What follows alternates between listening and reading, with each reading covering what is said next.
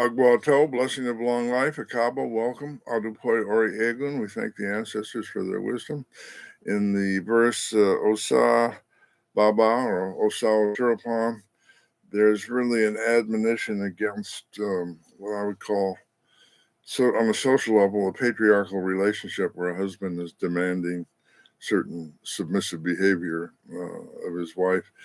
It has that connotation, and certainly if a client has those tendencies and this verse comes up, it should be addressed directly, and the client should be admonished that that's not an effective way to have a healthy, long-lasting relationship. So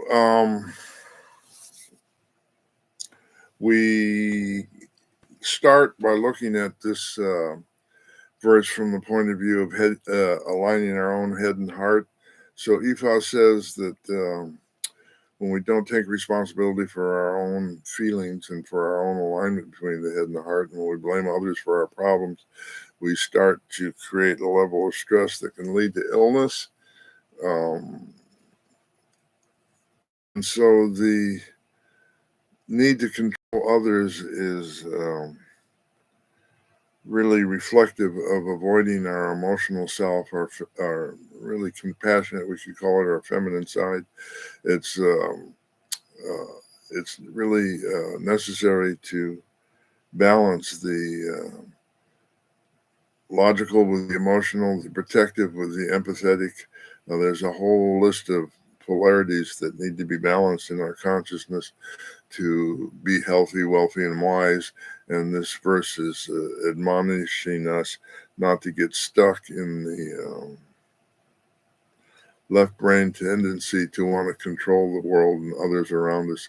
Agbe Reke cast divination for Olo Ru Bu Reke that was crying because of children. They told her that on getting her husband's house, she should be docile and reticent. She refused the warning. How does one know of Olurubuke? It is the alternative called the hen. So she would never be submissive to her husband's house morning till night. She was packed around. She made the offering. She made herself docile and submissive. You have to be careful. This is not saying that women should be docile and submissive. It's saying that we should integrate our feminine side by allowing it to influence our consciousness. In other words, by being docile and submissive, that's talking about accepting the world around us without judgment and without trying to change it, which is different than the idea of being submissive to a man. It's very different. Talking about a level of inner peace called suru in Yoruba, meaning the ability to look at the world without letting the world affect us in a negative way. She was packing around. She performed the offering. She made herself. She made the offering. She started to dance and rejoice. She was praising her awo. Her awo was praising Ifa. She said it was exactly as her awo had said. Agbe Reke cast divination for Olo Ru Bu Reke that was crying because of children. Agbe Reke, there will never be a dearth of wealth in the house of Olu Ru Bu Reke.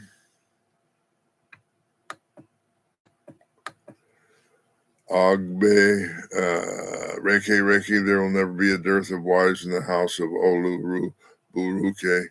Agbe Reke, there will never be a dearth of children in the house of Oluru Bureke.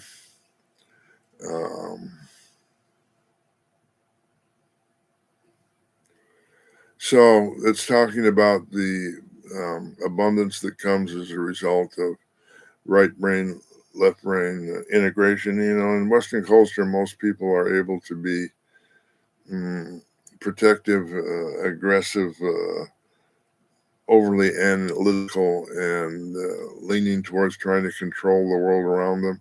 This is saying we need to balance that with a kind of a live, let live, in some ways detached view of things as they unfold around us. Especially important not to intrude ourselves into other people's lessons, other people's karma.